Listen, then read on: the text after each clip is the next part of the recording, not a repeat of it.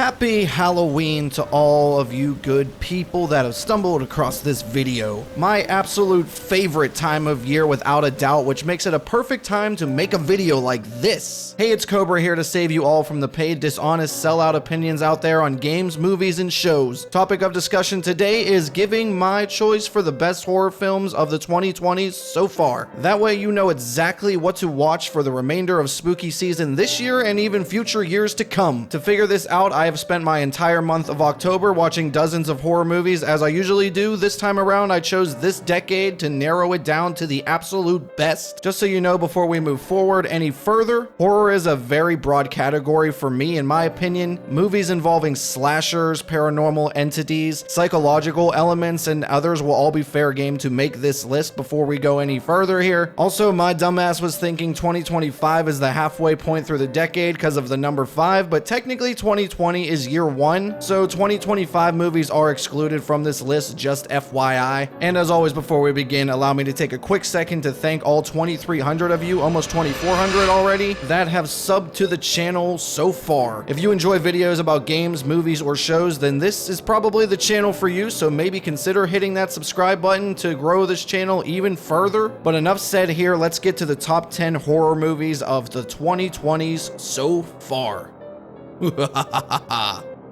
Cause yeah, Halloween and shit. Number 10. It's funny to start this list off with one of the first movies given to us in the decade. Coming in at number 10 is The Invisible Man from 2020, or as I like to call it, the Psycho X Behavior Simulator. This 2020 reboot wipes the dust off a century-old classic and gives it a realistically terrifying upgrade. The main character, Cecilia, played wonderfully by Elizabeth Moss, is stalked by her now ex-boyfriend, who is believed to be wearing an invisible suit. This is the type of movie that mixes sci-fi elements and psychological horror together perfectly. You watch her go down this hard to watch mental path that leads her feeling very, very helpless throughout, plus plenty of constant tension leading up to the actual reveal of the invisible suit is well done. You never know if he's actually in the room with you or if he's out grabbing a floating cup of Starbucks walking around the streets. I don't know what it is specifically. This movie is just one of a kind and I find myself enjoying it every time. It's sleek, smart, genuinely tense, and it shows that the scariest monsters don't always need fangs. Sometimes they need just an undying love and a suit to give them superpowers. Number 9. Heretic comes in at number 9 in this list after making my top 5 movies of the year in 2024 last year. This is the kind of movie you get when faith and fear collide in the worst possible way. It's a slow burn, psychological horror about 2 young missionaries who encounter a very mysterious man in a rural community. Hugh Grant, the man playing the mysterious individual, puts on one hell of a performance and borderline carries this film on his own with his award-worthy acting. The 2 girls also do a solid job in their own right, building the constant fear that worsens throughout. No cheap jump scares in this kind of film, and that's low-key what brings this movie near the top for me. This movie does not shy away from its atmosphere either, pure dread at its finest. It's one of those rare, I don't know what's going on exactly here type of films, and it executes it incredibly. All in all, it's beautifully shot, deeply uncomfortable, and by the end you'll find yourself thinking, you know what, maybe I'm good on this whole religious thing for now. Number 8. A Quiet Place 2 is the first film on this list that might have you saying, is this actually horror? And I see where you're coming from with that realistically, but again, horror is a very broad genre for me. This is more of a suspenseful monster movie than an actual horror, but it belongs in the discussion, and not only the discussion, but the list. Part 2 kicks off right where Part 1 left off. Their home is burning to the ground and the family must figure out where to end up next, which is pretty much the entire premise of the film. It reminded me a lot of the back half of The Walking Dead Season 4 and some of Season 5, scrambling in just no man's land with no hope and figuring out where to go. Emily Blunt is obviously amazing as always, and the addition of one of my favorite actors, Cillian Murphy, is always a positive as well. Plenty of good scenes to leave you entertained all the way throughout here, plus, as the movies are known for, tons of well-directed and produced silent tension. And in Part 2, silence has never been more stressful. And I can't talk about this movie without shouting out that attention-grabbing opening scene. I love when movies show the invasions or whatever that causes the world to end, and this is one of the best that you'll see. So with an amazing sound design and constant fear having you on the edge of your seat, A Quiet Place 2, without a doubt, deserves to be on this list. Number 7.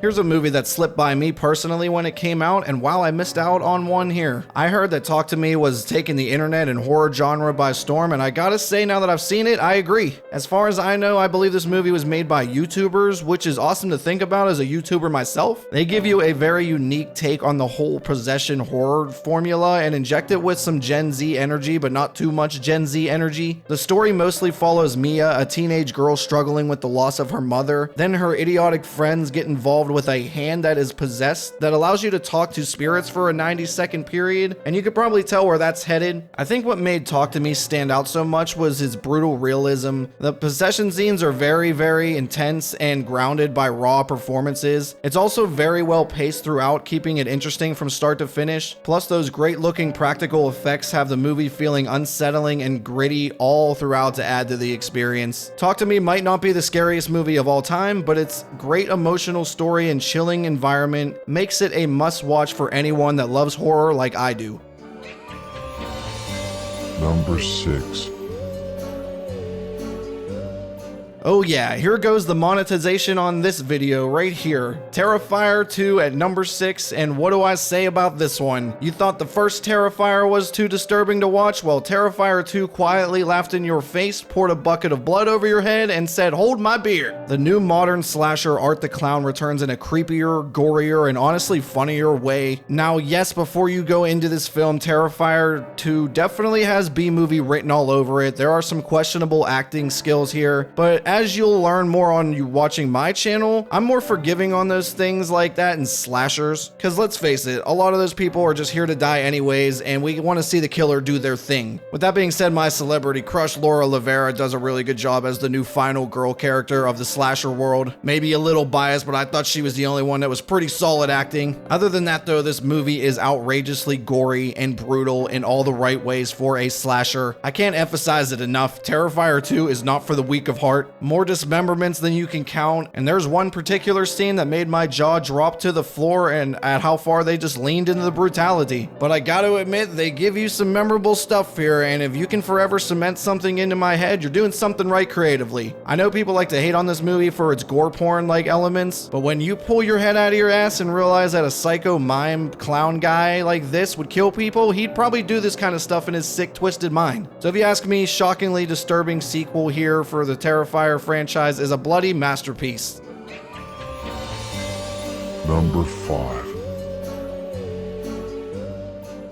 If you could go back in your favorite time era, would you? Last Night in Soho asks that question, then answers it with, not unless you want mental trauma and murder with your vintage fashion. As we enter the top 5 horror movies of the 2020s, Edgar Wright's time-bending psychological horror blends 1960s London glamour with mental decay, leading to one of the most intriguing big-screen entertainment experiences of the decade so far. This movie is very unique for the horror genre. It's like a murder mystery, but paranormal at the same time. The story follows Ellie, a shy fashion student that moves to London to pursue her dreams, only for her dreams to descend into unnervingly realistic nightmares. She ends up renting a creepy room from an older woman that leads her to living an almost side-by-side memory dream with Anna Taylor-Joy. This is one of those movies I don't want to spoil it completely because it's a great mystery to watch unravel for the very first time. I think the overall theme is what takes the wheel most for me. Something about this old school London vibe just adds a nice element, and it fits in perfectly with the old school story that they are trying to tell about the past. They throw in a few vintage music tracks mixed in with a moody sound design that all leads to a very immersive world that almost makes you feel like you're kind of playing a video game that you're interested in at the same time because you're just so involved. Even I'm not 100% convinced that this would be considered horror completely, but I don't know what other genre you'd put it in. I love this movie so much that I'm putting it on this list anyways. It's part thriller, part ghost story that proves that the grass isn't always greener on the other side with its dark emotional story. Number 4. Evil has risen again, this time from a new address, from a cabin in the woods all the way to a high-rise apartment this time around, and somehow the horror and nastiness remains at peak levels. I want to say up front I'm not an Evil Dead fanboy or anything, so the fact that this lands so high on this list is impressive from my point of view. This film follows yet another Ellie, not that one, or that one. This Ellie is a single mother, attempting to keep her family together in an apartment that hasn't passed inspection since the 1940s. And of course, her kids have to go and fuck everything up by discovering a certain book that has zero business being opened again. Let's just say once that book opens, paying the bills is the least of their worries anymore, cause all hell literally breaks loose. Thanks to her dumb kids, the mom gets possessed and the family's movie night turns into your movie night as you watch them all get terrorized for the next hour or so. I don't know what it is about her specifically, but they nailed the scary look of Demon Mama. And that bathtub scene, top-notch horror stuff, chef's kiss. The practical effects and visuals are absolutely insane to watch as well. Limbs flying and blood everywhere kind of vibes. Oh, and that cheese grater scene too as well. Very creative and actually got me to feel a little squeamish for a moment or two. I gotta say I was surprised to see this type of horror work outside of the wood-infested environment, but if I'm being real, this might be the best Evil Dead yet. It really does prove that if something is written and directed right, horrors have a chance to thrive anywhere. Number 3. And speaking of having a chance to thrive anywhere, how about we give you a little Ghostfaced in the Big Apple? Sounds kind of terrible in theory, right? Well, hate all you want because it's the 6th movie in this franchise, but I'm telling you that you are wrong if you rip this movie. Scream 6 decides to leave Woodsboro in the rearview mirror and once again follows Sam and Tara Carpenter from the previous film. Before it even gets to their story, they give you a fantastic opening scene that sets the tone of the film for being different and piquing my curiosity in the process. When you do get deep into a franchise like this, I enjoy different approaches as long as they're done correctly. And look, even going into this, I had low expectations. As a massive Jason fan, I'll never forget or forgive Jason Takes on Manhattan. And truthfully, I think that just scarred me for life with New York and entertainment. This summer, I expected Dexter Resurrection, for instance, to suck because of the New York City vibe, and I did the same for this movie. Turns out, both of them were great. So why, you might ask? Well, main reason, this movie is beyond entertainment. It is paced perfectly, giving you more than a few memorable scenes, from the convenience store shotgun scene, the subway scene, and the apartment ladder scene. Scream 6 absolutely, without a doubt, nailed, and I mean nailed, the tension and slasher entertainment for you. Outside of a couple scenes, I really didn't think the New York thing factored in too much here anyways, in a good way. Scream doesn't quite have the level of Terrifier 2 and Evil Dead gore or anything, but this slasher does get it right, and it doesn't shy away from brutality here and there. I went to see this movie 3 times in the theater when it came out because I genuinely wanted to, which says something, and that something is that Scream 6 is an awesome entertainment ride that you cannot miss. Number 2. Oh yeah, keep the controversy coming. I invited on this channel because I speak my brutally honest truth, whether you agree or not. So here at number 2 is yet another longtime franchise putting out a surprising gem late in the series lifespan. John Kramer, aka Jigsaw, is back. You remember him, the guy that gives life-changing therapy through mechanical torture devices. I think what they do right in Saw X is not making it another Here We Go Again sequel, but instead they go with a well-told backstory that really gives John Kramer some depth behind him. This installment of the Saw franchise is set between Saw 1 and 2, and it follows John Kramer in his attempt to cure his very advanced cancer. He finds hope in Mexico from a strange doctor online on a website, only to find out it is all a mirage. So in return, Kramer gets back at him the only way he knows how: a game. There are 2 main highlights for me of this Saw movie in particular. Instead of just hearing Jigsaw on a tape, you actually get a lot of depth to the Jigsaw killer. Somehow in one film, they make you feel both sympathetic and terrified of this iconic character. The other thing I love are the kills. I'm not really sure how this franchise continues to come up with this shit, but my god, these are some of the best ones yet. I think the extra motivation from Kramer behind each of these kills is what makes them hit even harder. Saw X feels less like a prequel/sequel and more like a redemption arc for the franchise and Jigsaw himself, plus a gripping emotional story full of well done Saw twists and turns around every corner. And what you end up getting at the end of that is a movie that I was very close to putting in the number 1 spot. Honorable mentions.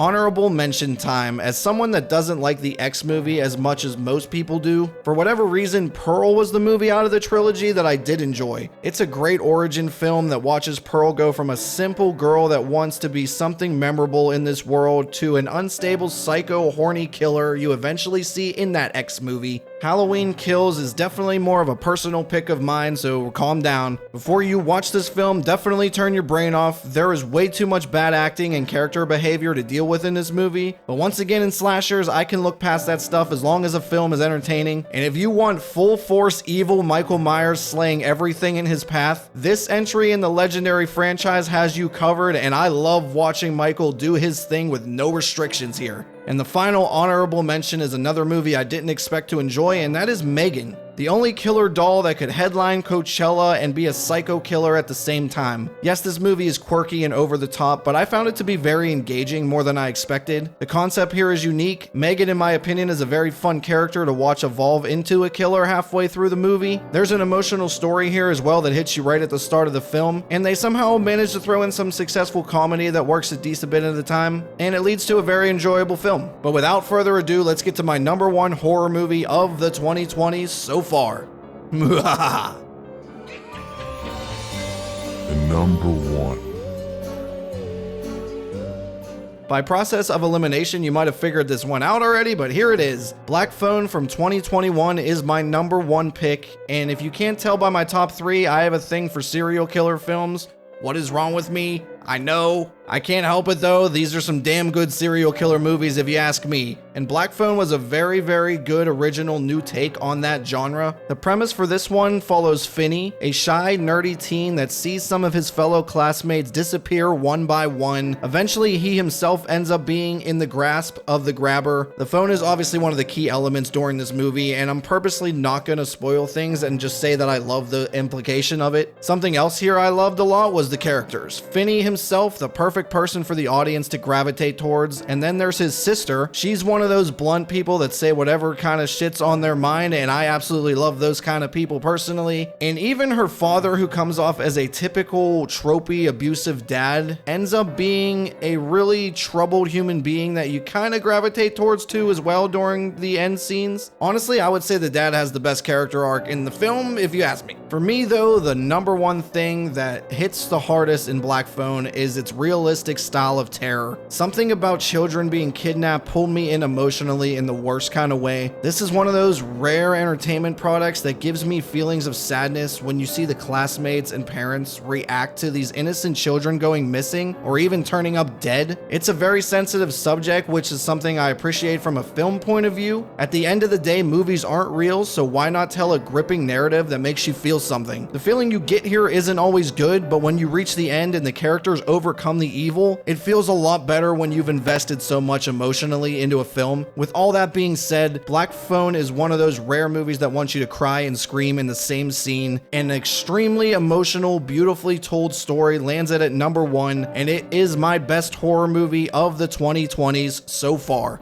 Well, there you have it. From possessed mamas, invisible ex-boyfriends, to your standard psycho killers, my top horror movies of the decade so far. Let me know in the comments what your favorite horrors have been so far since 2020. Like I said, it really does have a wide range of subgenres involved, so I'm curious to hear what your thoughts are and your picks are. Make sure you also hit that subscribe button if you want to stick around for more content involving games, movies, and shows. I hope you have a great rest of your day though. That's gonna be it for me. See ya!